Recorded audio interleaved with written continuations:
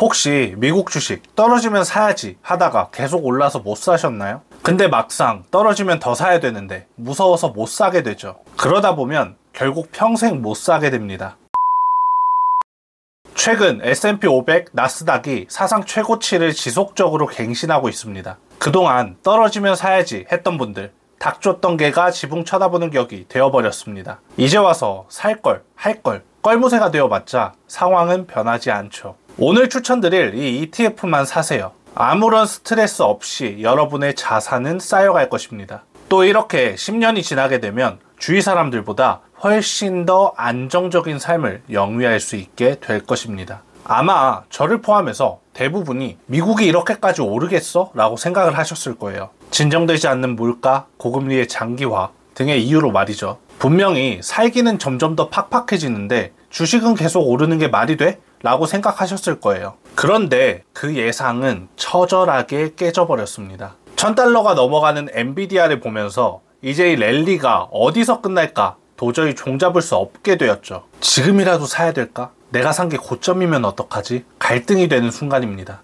그런 분들께 저는 VOO에 월 50만원씩 투자하시라고 추천을 드립니다. VOO는 미국 S&P 500을 추종하는 ETF입니다. S&P 500을 추종하는 ETF에는 스파이, SPLG가 있어요. 이것들 중 VOO를 추천하는 이유는 가장 효율적이기 때문입니다. 어차피 S&P 500을 추종하는 ETF이기 때문에 보유 종목 수는 다들 별 차이가 없어요. 차이가 나는 부분은 운용 비용과 운용 자산 부분입니다. 운용 비용은 낮을수록 좋습니다. 운용 비용이 높다는 것은 내야 될 수수료가 높다는 뜻이기 때문이에요. 높은 운용 비용은 수익률을 저해하는 요인이 됩니다. 반대로 운용 자산은 높을수록 좋습니다. 운용 자산이 높다는 것은 거래량이 풍부하다는 거예요. 거래량이 풍부하다면 내가 팔고 싶을 때 더 빠르게 팔 수 있는 환경이 조성된다는 겁니다. 즉 유사시에 현금으로 유동화시키기가 쉬워진다는 뜻이죠. 운용 비용은 스파이가 가장 높으므로 스파이는 제외합니다. 그럼 PLG, VOO가 남아요.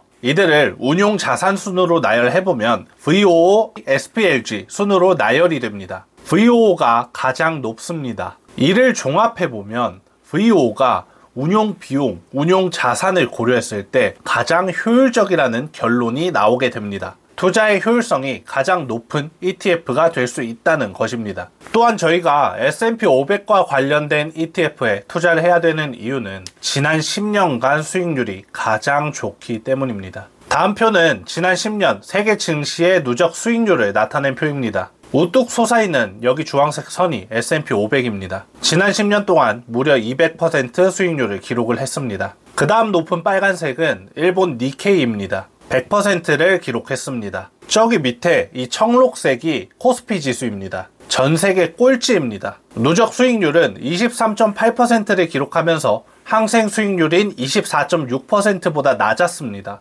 다만 당부드리고 싶은 말씀은 있습니다. 만약에 S&P 500이 하락한다면 단기 손실률은 가장 클 수가 있습니다. 다음은 세계 증시의 5년 평균 최대 손실률을 나타낸 표입니다. 예를 들어 S&P 500이 18.1%라는 것은 한 해의 고점과 저점의 차이가 18.1%가 낮다라는 소리입니다. 이 수치가 높을수록 변동성이 크다라고 해석을 할 수 있습니다. 변동성은 S&P 500이 18.1%로 가장 컸고 FTSE, 항생, 코스피, 닥스가 12에서 14%로 중간 순이었으며 니케이 225가 4.5%로 가장 낮았습니다. 만약 내일부터 증시에 조정이 온다 가정을 한다면 변동성이 높은 S&P 500 지수의 하락이 가장 깊을 가능성이 높습니다. 하지만 장기적으로 보면 여전히 S&P 500은 매력적입니다. 수익률, 성장 속도 측면에서 타 증시보다 월등하게 좋은 성과를 기록하고 있기 때문입니다. 아까 세계 증시의 10년 누적 수익률을 나타냈었죠. 이걸 20년으로 늘려봅시다. 이 선의 기울기가 성장 속도를 나타내줍니다. 성장 속도라는 것은 앞으로 이 국가의 수익률의 성장이 얼마나 빠를 것인지를 나타내주는 근거가 됩니다.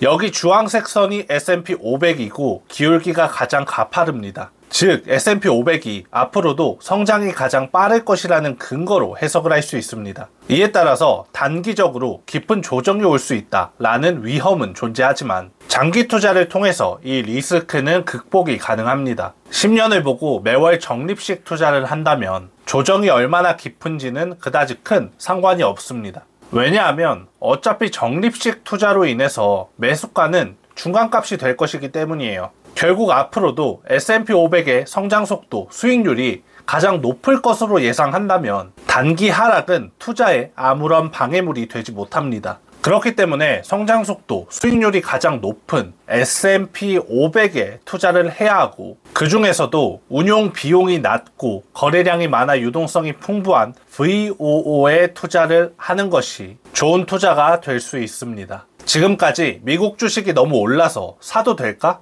고민했었던 분들, 어떤 걸 사야 될까 고민하셨던 분들은 VOO에 적립식 투자를 해보시기를 추천드립니다. 이 영상을 보시는 대부분 사람들이 더 많은 돈을 벌기 위해서 이 영상을 보실 거라고 생각을 해요. 그런데 더 많은 돈을 벌기는 쉽지 않습니다. 하지만 더 많은 돈을 벌 수 있는 방법이 있어요. 정확히 말하면 확률을 높여줄 수 있는 방법이 있습니다. 바로 장기 투자를 하는 겁니다. 왜냐하면 일반인들에게 장기 투자 시장은 제로섬 시장이 아니기 때문이에요. 세계 경제는 매년 성장합니다. 이에 따라서 세계 기업의 시가총액도 지속적으로 성장할 거예요. 왜냐하면 세계 경제는 결국 세계 기업들의 시가총액의 합과 양의 상관관계에 있기 때문이에요. 반면에 단기 투자는 제로섬 시장입니다. 누군가 잃어야 누군가 버는 시장입니다. 왜냐하면 경제는 단기간에 성장하지 못하기 때문이에요. 경제가 단기간에 성장하지 못하기 때문에 장기 투자할 때 누릴 수 있었던 이 플러스 알파를 누리지 못하게 되는 겁니다. 즉 레벨 99짜리 고인물들과 여러분들이 정정당당하게 싸워야 하는 시장이라는 것이죠. 결론적으로 세계 경제가 성장하면서 플러스 알파가 발생합니다.